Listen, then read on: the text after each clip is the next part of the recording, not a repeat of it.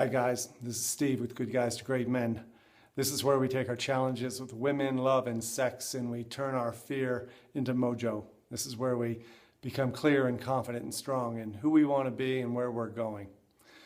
So today's video is video number 9 out of 100. If you're new, you may not know that I'm trying to make 100 videos because I kind of stink at them. And I'm trying to prove that if I could do anything 100 times, I'm going to get better. That's what I'm trying to help you do too. Today's tip is going to be about something we talked about in the men's meetup recently, and I want to go over that with you as one of the baby steps we can make to get better and better and better. First, I want to give you some good news about my dog Chauncey. Remember last week Chauncey was on her deathbed. I even dug a hole with a backhoe, and I was getting ready to bury her, and I don't know what you did. I asked for prayers, but something happened. The day after that, she slept and she ate. She slept some more, took her pills, ate some more. And 7 days later, she's outside barking and chasing a rabbit or something. I don't know how much longer we'll have her, but Chauncey is on the mend. Thank you for that. I'm in a good mood because of it. I'm talking faster than usual because of that. And I know last week was kind of somber for me, so I'm back. Let's talk about today's video topic. This is about something that came up in the men's meetup I talked about in Fort Collins. And we were talking about sex.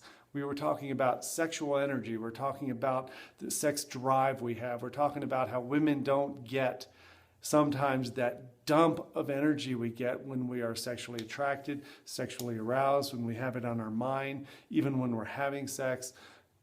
We have a part of our brain that takes over, and it's not out of our control, and that's what I want to talk about.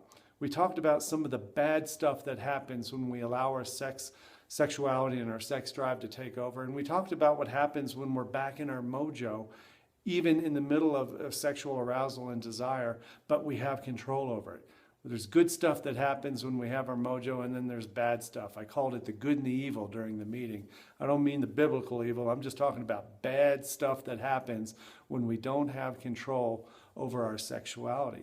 So on the whiteboard behind us, on this flip chart, I drew a picture of a stick man like I did at the meeting. And I just want to real quickly go through the mindset change between allowing the sex drive and sexual desire and sexual stimulation and thoughts about sex to create bad stuff, bad mojo for us.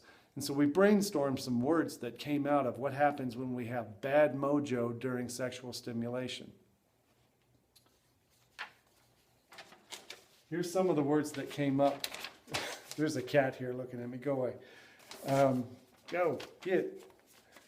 Too many animals here at Horseman Ranch. Some of the guys came up with words like this to describe things that go wrong when they're not in their mojo. Anger and fear. Fear of rejection, fear of initiating, fear of being a creep, fear of being a pervert. Anger and fear come out of a bad mindset when we're in our sexual mode. Insecurity, feeling like we have to control, feeling distrust, feeling judgment, feeling dominance. Some other words that came out. Feeling aggressive, feeling violent, feeling negativity, lying, cheating on our spouse or girlfriend, irresponsibility, laziness, immaturity. These are all words that came out of the men's meetup when we talked about what happens when we don't feel like we have control of sexual desire, attraction, and stimulation. But we talked about a very positive thing that happens when a man is in his mojo and he has control over that. He's not letting this little reptile brain right here, the reptilian brain is at the base of the brainstem. It's the most ancient part of the brain that controls all unconscious functions like sexual desire and reproduction and breathing and heart beating and going to the bathroom and all that stuff.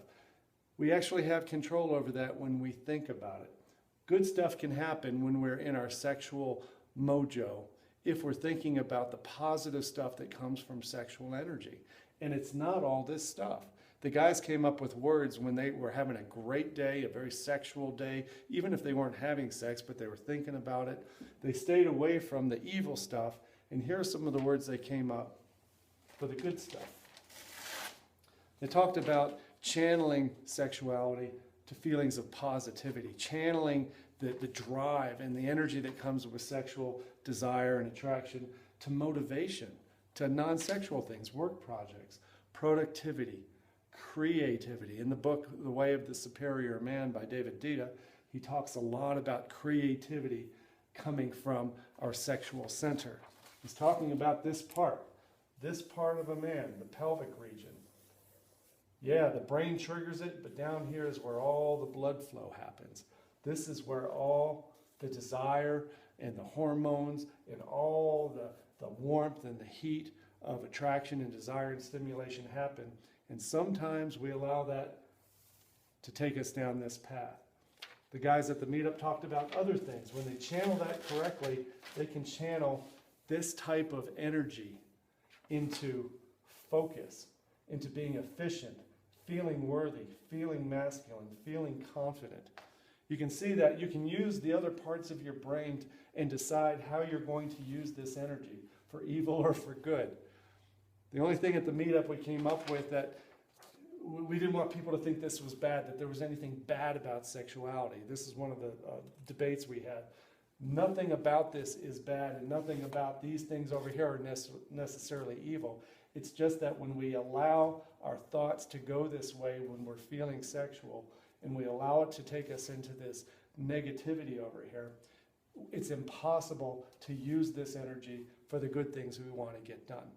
So next time you're feeling the rush with your woman, you're by yourself, think about how you're going to harness that energy. Think of it like an engine that can help you choose to go toward positivity, motivation, productivity, creativity, direction, focus, efficiency. This is where we want to live. This is the man we want to be. And when we're doing this, we're in our power. Let me know if you have any questions about this. Just email me at steve@goodguys2greatmen. Thanks a lot. We'll talk to you next week.